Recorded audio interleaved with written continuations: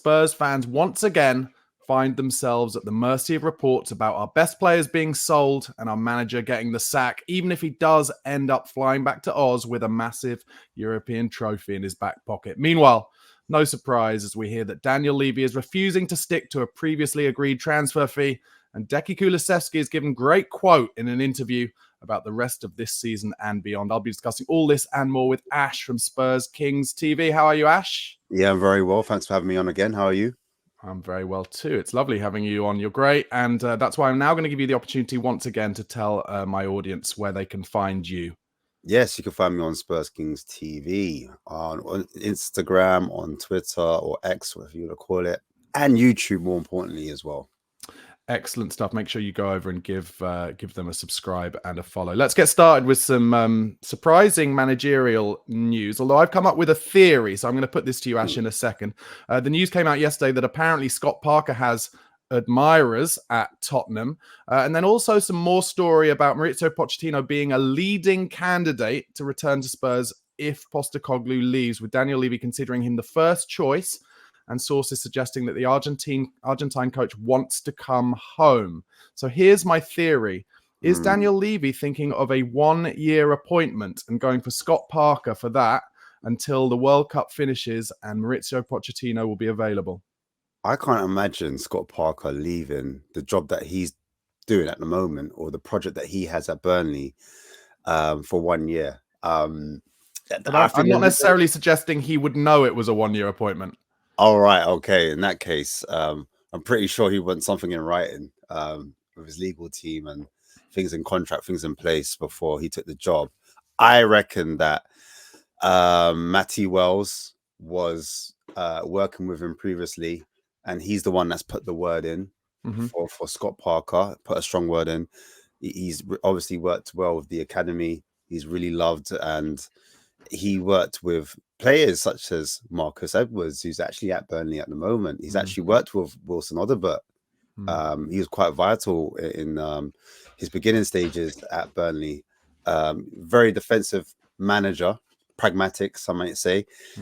Plays a 4-2-3-1. So this would be an interesting appointment if it did happen, because that would mean Spurs are again changing their philosophy. We were looking for attacking managers, and now it's like we're going against what we said we're going to go for, and we're just changing direction. So the fan base would be in uproar, wouldn't they, though, Ash? Yeah, I'd think so. I think so. The name Scott Parker doesn't really ring too well in people's ears. It doesn't hold too much weight.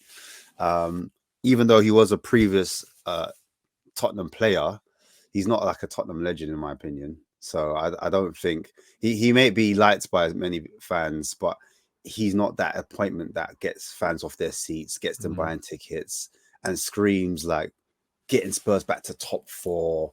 Do you know what I mean? Compared to the managers we've had in the past as well. Even like Pochettino, when he was, I don't know if he was 3rd or 4th choice. Van Gaal was certainly a choice before him, I think. Yeah, Amdabar as well was a choice before him. When he came, he was doing a good job with Southampton, and he was overachieving. Got them, I think, 6th in the league. Yeah, they were high pressing, weren't they? They were exciting. Yeah, their young squad. So this one's slightly different because he's coming from the Championship. I know we were linked to Vincent Kompany, ironically, because Vincent Kompany got Burnley relegated because he was stubborn. He didn't want to change from his principles. Wanted to play out from the back, high possession, high pressing football. And now he's at Bayern Munich. It's like a funny merry-go-round with Scott Parker there. I just personally, I just can't see this going down too well. And if the club are really tone deaf, which they can be, because there's times when you should not listen to the fan base and just do what needs to be done. But then there's times when you're like, you need to think commercially. And I think that's the reason why Ange's job has been spoken about so heavily at the moment, saying that he's out of a job. People didn't turn up against Nottingham Forest. So when people aren't showing, when bombs aren't on seats and they're not buying beers, they're not buying the food, then that's a way of the fans saying we no longer want the manager, and the ball will act swiftly from that.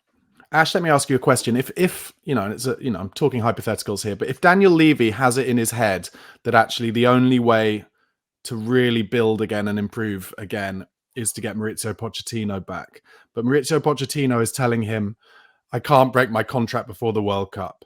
Mhm.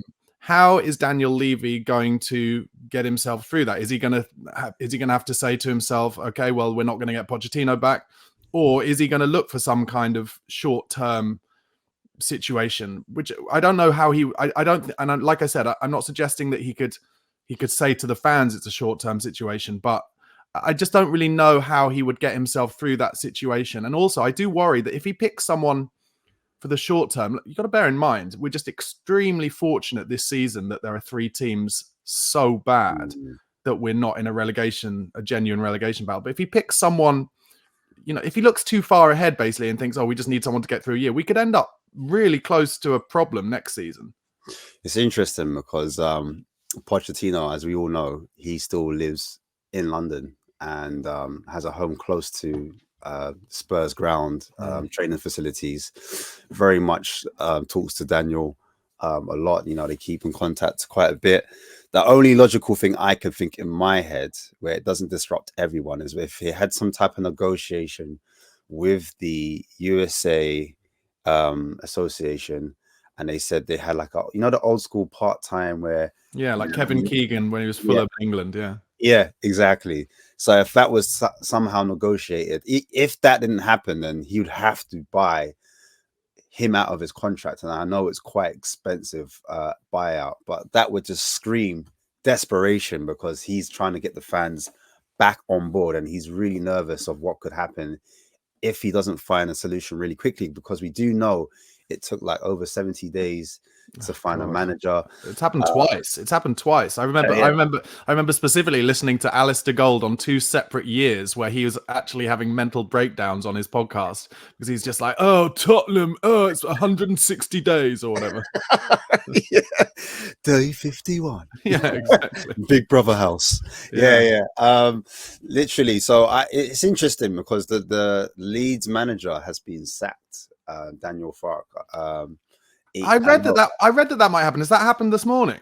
So I don't know. I was reading that because I don't know if it's official, but I read that it's a possibility. I heard about it yesterday, and I heard about it again today. So I wasn't sure if it was official, but then I heard that there was links that they might be looking at Ange Postecoglou. Mourinho, Southgate on a 10-man shortlist is what I'm reading here. So yeah, I'll be interested if it was a merry-go-round, if Ange left and then he went to Leeds. No, Leeds have made that mistake with Bielsa before. It doesn't work in the Premier League. That's what I thought. I was like, that would be a shocking appointment if that actually happens. But do you know what though? Do you know what though? Listen, it is cutthroat now, and it's not the worst idea. And that's actually something I was going to mention earlier, talking about Scott Parker, and one of the reasons why maybe Scott Parker would accept it if it was offered him, because he did a great job. Was it at Bournemouth? He did a great job, and then got bombed out when he was doing a fine job. And now it's so cutthroat that these, like, Leeds are showing, if they do sack Farker, they're sacking him because they know that if they take Farker out with them, they'll just go down straight away. So they need somebody who is going to, you know, put some impetus into the club almost with his personality or with his experience. And that's probably why they are looking at someone like Jose. It's interesting because with Scott Parker, didn't he call out the board at Bournemouth at one point? I think he said something like, "There's no way this team could stay up without more investment." And that's when Gary O'Neill came in after. Did a brilliant job. Exactly. It's not the first time he's got a team promoted as well. Like they're calling him the promoted specialist because he's got Fulham up as well when he had his stint there, and now he's doing it again with Leeds. A lot of the rumors have been with Spurs and some of Burnley players. There's a player called Esteve. I don't know if you've heard of him. French player, centre back, quite tall, good with his feet as well. That's right. He was on the list back in January, wasn't he? Yeah. That's right. Yeah. And obviously Scott Parker's been a lot. He's had a lot to do with helping to improve some of these plays. And I think he's a French under-21s, or he's played in the French under-21s as well. And obviously I make that point because we've got Odebert, we've got Tell there. They're both under-21s. And so it kind of marries well, where I think Matty Wells is trying to make that approach where he's saying, you know, this guy's got the experience with academy. He's well liked. He knows the players. He knows the club. You know, we're basically a team that are easy to beat. We're not hard defensively to beat, and so with those credentials, maybe that's why the club are looking in that direction. Yeah, I don't know. I don't know. I'm not pumped about it. For me, if it did I'm not happen, pumped either. if it happened, I'd be thinking, I wonder if this is a longer term thing on Pochettino. Anyway, let's move to some transfer talk. Tottenham apparently looking at Forest defender Ola Aina. Is it Aina? Yeah, I know. Yeah, Contract runs out in the summer. I mean, a lot of the rumors over the last few months have been us sniffing around people whose contracts are running out. Jonathan David, for instance. You know, Daniel Levy's, you know, classic, especially when we're likely not to be in Europe. Classic looking for free transfers. Do you like this boy? I know he's got full of banter. I don't know if you guys are up to social media antics, but he's really popular among Forest's teammates and the fans as well, because he's got like a TikTok account, an Instagram account where he shares his stories, Right. and he shows dressing room footage, and he's always doing pranks or he's joking with, like, you know, the players, and he really is like the team kind of like jester, if that makes sense. Right. But the side of that, I The like next him. Dele Alli. Yeah, the next Dele Alli. Some might say, yeah, I won't ever mention the other guy's name, but yeah, actual football acumen, I like him. I do like him. I think he's had a great standout season. He's been around the block as well, so he's not like someone that's not had to work his way up, if that makes sense. He's been in Serie A. He's been in English Premier League as well, and the lower league. Actually, I saw a video of him, and he was saying in his earliest days, he was doing a video against Madison, and he said, look how Madison puts it through my legs, like he's taking the mick out of himself. And I think Madison was playing for Coventry those days. He goes, whoopsie. I said, oh, Right. yeah, I like this guy, because Okay. at least he can take the mick out of himself. Also, he's Nigerian, and he's English born, but I can imagine him having a relationship with someone like Danso. Danso's also similar, West African as well, and I could see those do, you know, he's 28 years old. Yeah. So that's something where I'm quite shocked, because the club are trying to do the youth role, but maybe since this new CEO's come in, maybe we're looking for a slightly different tact. Maybe want a bit more experience in the back line, just to show some leadership, because a lot of fans have been asking for that. So maybe that's where that comes in. He can play on right back, or he can play left back, because he's played in either positions. Yeah. He's also played as a wing back before, because he has played in Serie A. And yeah, I think, like I said before, it's just a standout season. He's got a few goals and assists for Nottingham Forest, and yeah, he's flexible. So whatever manager comes in, if he was to come in, he'd be, especially with the links with Porro being linked away.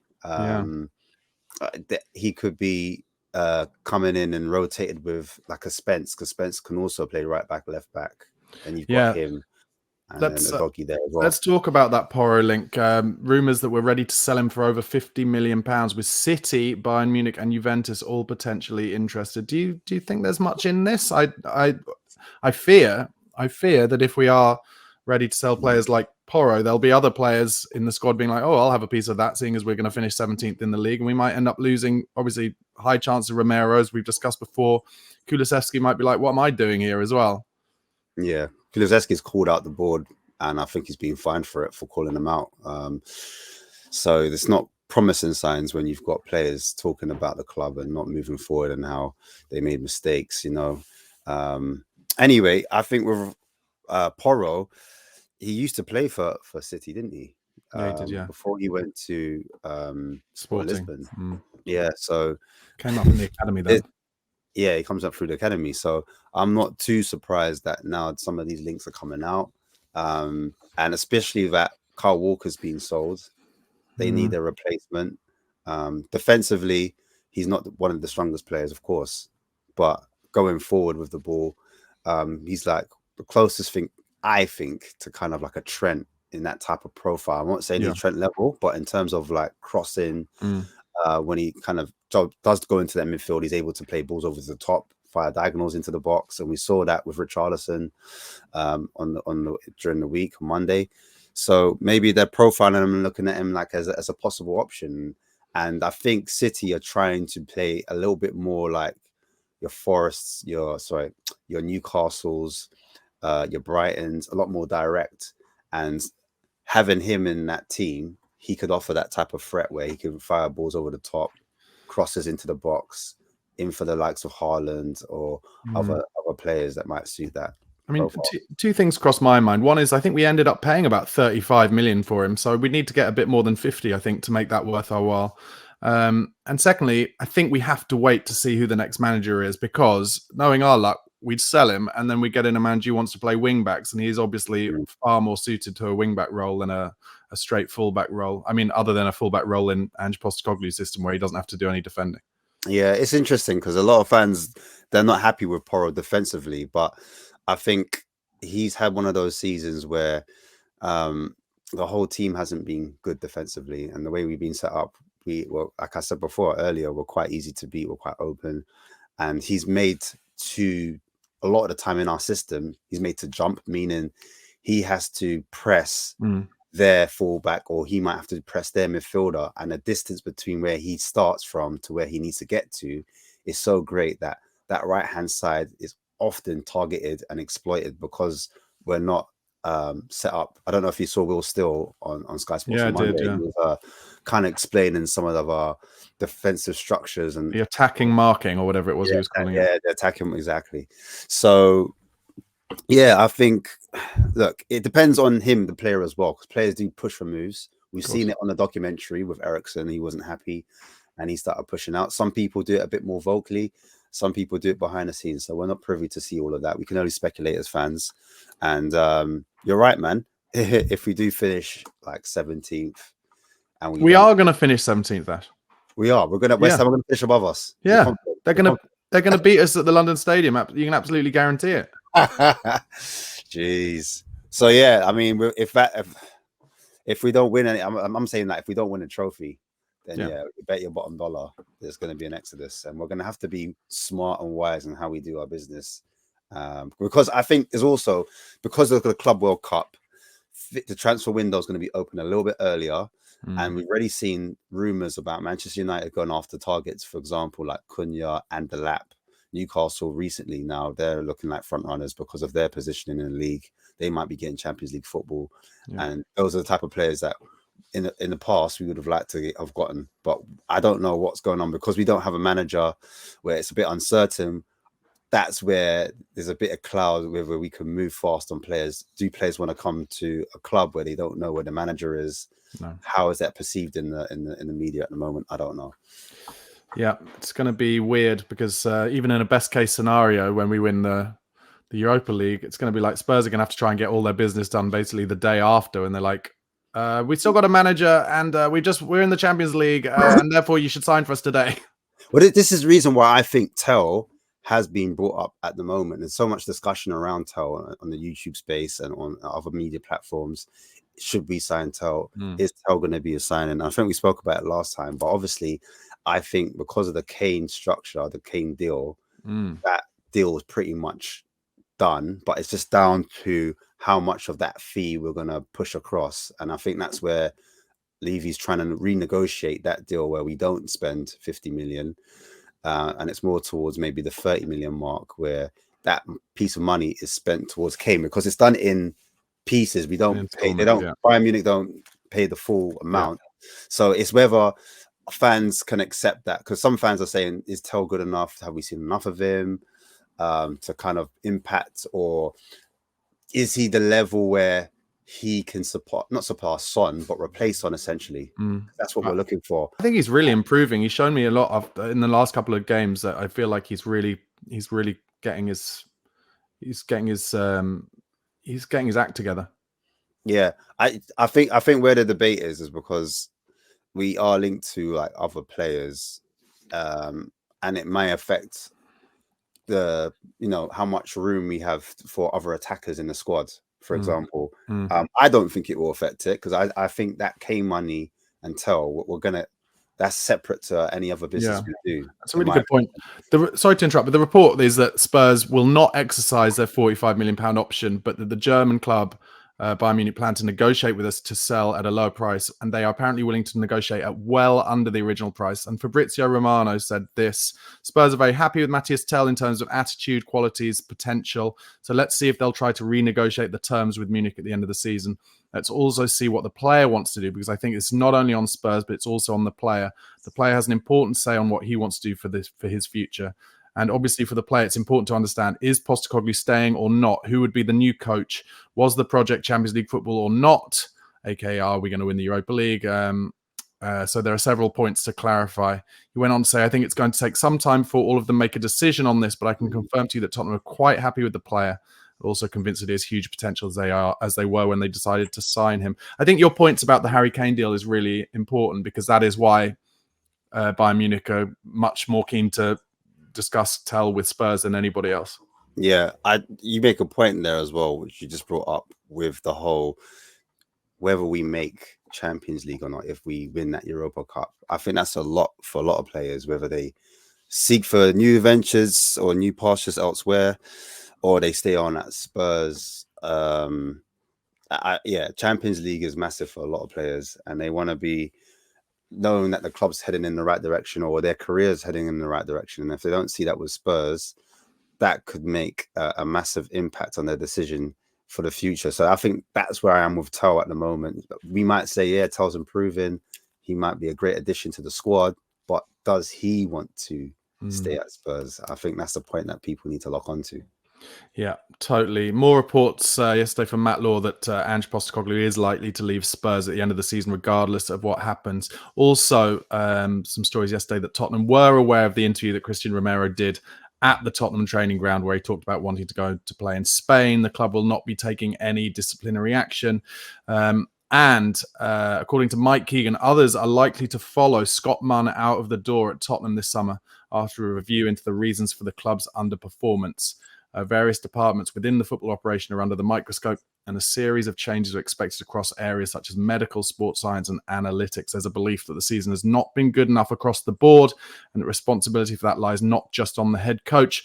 Nobody is safe, said one insider, with knowledge of the situation sounding a little bit Goodfellas there. I guess the interesting line from that for me is not all blame goes on the head coach. Are Tottenham trying to find a way to keep Ange Postecoglou as Daniel Levy's shield, Ash? I did think that at first as well, but I honestly think this guy, Vin, coming in, I think he's had a big say and a big shake-up. He wants to shake things up and change things drastically to how he probably sees the football club going. And we mentioned it before, how he doubled the profits of Arsenal from 300 to 600 million. I reckon he's coming and he's saying he wants a new. He might want a new sporting director of football. He might want a new head coach as well. He might not want a manager. He might want a head coach, and I think maybe that's why the Scotty Parker rumors are starting to come up. So he might be looking at a different direction for what Spurs need to head into.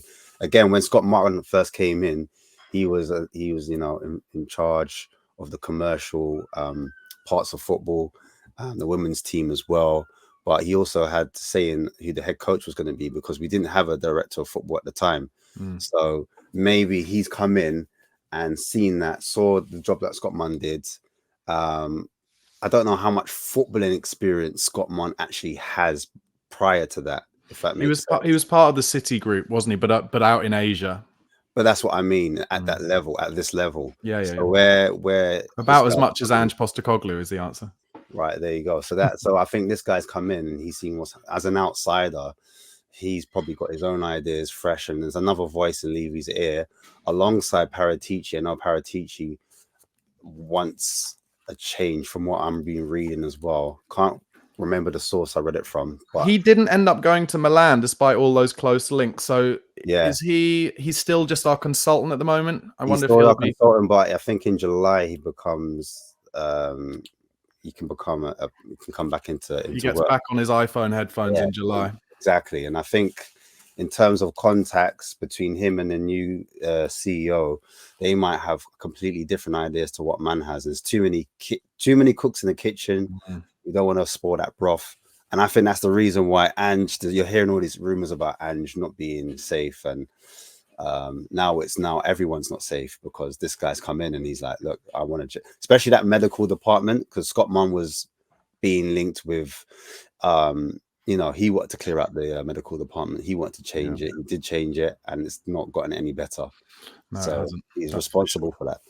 All right. Just before we go on to this Decky Kulusevski interview, guys, just if you haven't already, please do press like on this video. Please do subscribe to the channel. And also go to Spurs Kings TV on YouTube. Give that a subscribe as well to see Ash and Marlon and all the boys' stuff over there. Okay. This is what Decky Kulusevski has said on Spurs struggling to be consistent across all the competitions this season. He says the top clubs have been doing it for many years. They know exactly what they're doing. They're bringing in a lot of players that are ready to play both competitions, and they're prepared for it. Maybe that's the little dig you were talking about earlier. This year, we cannot say that we're prepared for it because we've had so many injuries and we did a lot of things wrong from the beginning of the season. We're paying for it right now. We've got to improve. We've got to improve at defending crosses. Hallelujah. Someone said it. I know we defended well on Thursday, but we concede too many crosses and everybody must take responsibility and ask themselves why we concede so many crosses. Just before we go into that, he also went on to say, on the Europa League, I've always said from the start of the season, we have to win it. We have the quality to do it. Like you saw on Thursday, when we play in the Europa League, the build-up to the game is real. And in terms of his return to the starting 11, he said, I felt great. Honestly, I'm so angry about the result. I've got to see the bigger picture. I'm back. I'm healthy. And we've got important games coming up. So I've got to stay focused. Listen, the first person I've seen around the Tottenham space to talk about us conceding so many crosses. Jesus fucking Christ. Just stop them from coming in. But yeah, so he seems, I think what I love about Kulusevski is he is always quite forthright. He's got that kind of Scandinavian way about him. That's why I think he'd make a good captain. Yeah. Lots of fans are saying that as well. He's outspoken, tells it how it is. But at the same time, he's like quite forthright, as you said, forward thinking, quite positive in some of his talk as well. And I think that's what a lot of fans can get behind. But look, at least the players can see it as well. I think that's what you're trying to get at. And these players are not stupid. I reckon that there's been a few bust-ups, behind the scenes. And you got to remember, Kulusevski, he's coming from the Italian league, Serie A. He comes from a club of Juventus. And those guys are built on structure. They're built on defend first. And so is Bentancur. So from when Kulusevski's coming out saying this type of, saying these type of things, I'm pretty sure Bentancur is not too far behind. And if Bentancur is not too far behind, a certain Romero, who we know, you'd like to think Romero and Van der Ven would be saying, get your body in the way of the crosses, lads. Yeah, exactly. And each time it's the fullbacks, they're too far away. And as I said it before, what are the fullbacks being asked to do? Are they asked to be doing this type of job, that type of job, and it's affecting their ability to get back and defend and stop these crosses from coming in? I don't know. I'm just throwing it out there. But go on, sorry.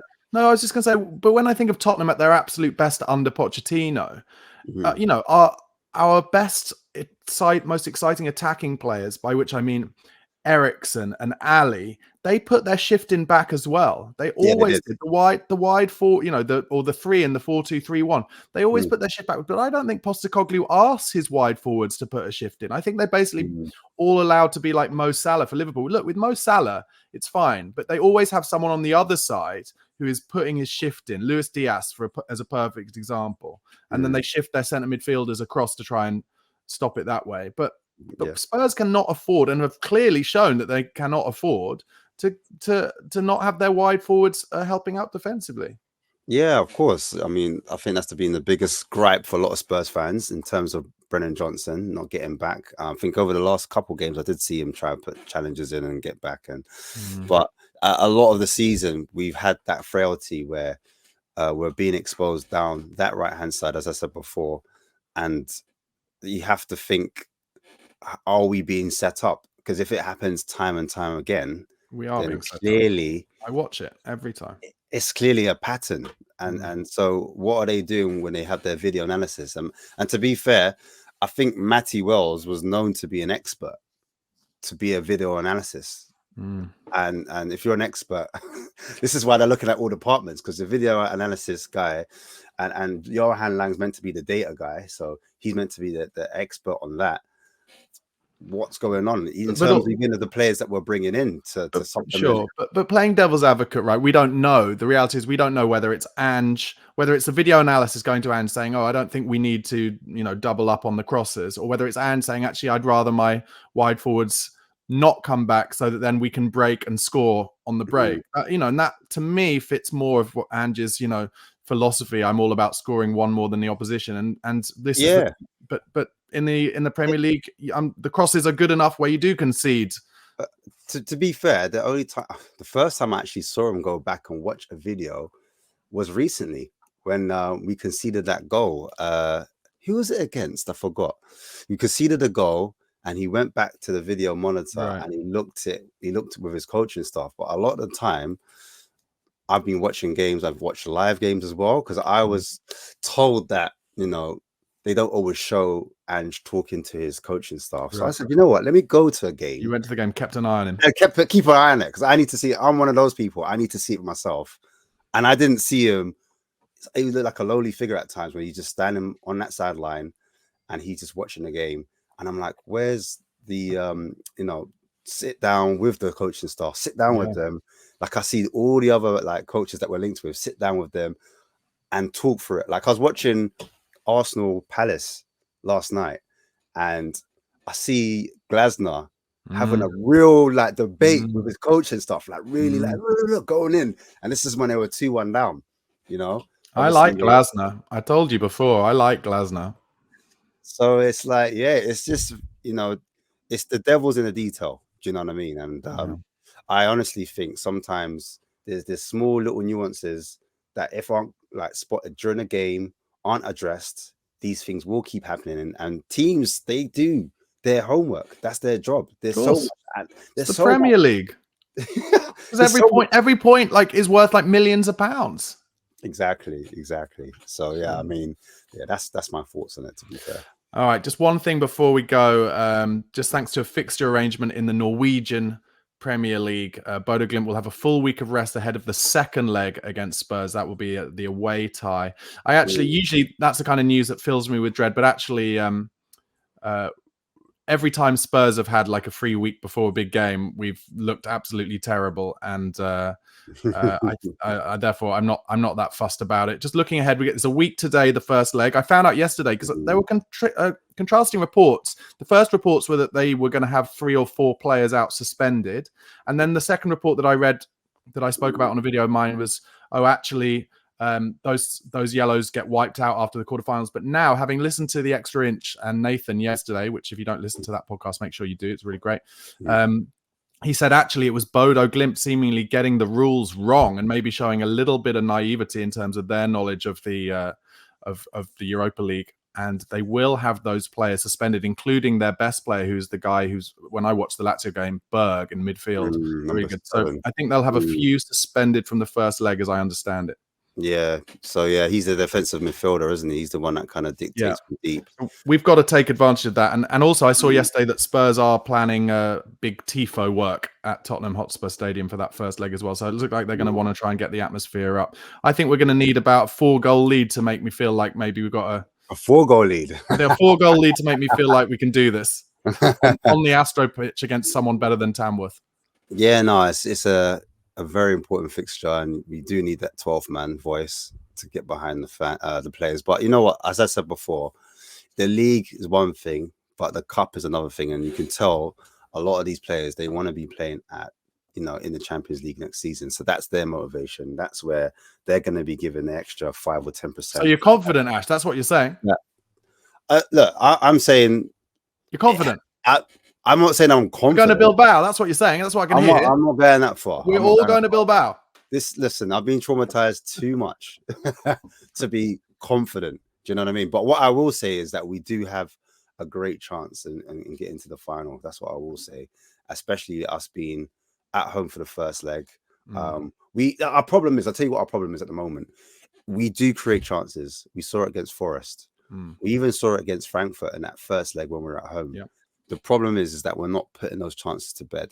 And I think that's where the issue lies at the moment for me. We just need to turn up. We need our Madison's, Kulusevski's, whoever starts. We need Odobert. We need Solanke especially to get We on need that to make score him sheet. some chances, Ash. You need to get. Yes, we do need to make Solanke some chances, but at the same time, Solanke, I feel, I want him to get in those positions as well, because a lot of the time he's doing his work outside of the box. Granted, I get it, I understand why, but I do want to see him where, like, Richarlison created 4 to 5 chances by himself. He did miss a lot of them, but he created those chances by being in those positions, which allowed Porro to cross it into the box. I think Porro, I can't remember the stats for Porro, how many crosses he got into the box, but we need to see that a little bit more. And I like the fact that we're allowing Porro to overlap and Odebert's allowed to come in, and we're mixing up our game. We're being a bit more unpredictable, and I think that's helping our chance creation by having that threat where we're having overlapping fullbacks, and then having players like Tel and I think Son will probably start, though. That's the thing. If Son is fit, I think Son might get the nod ahead of Tel because of rank, seniority, and all the rest of it.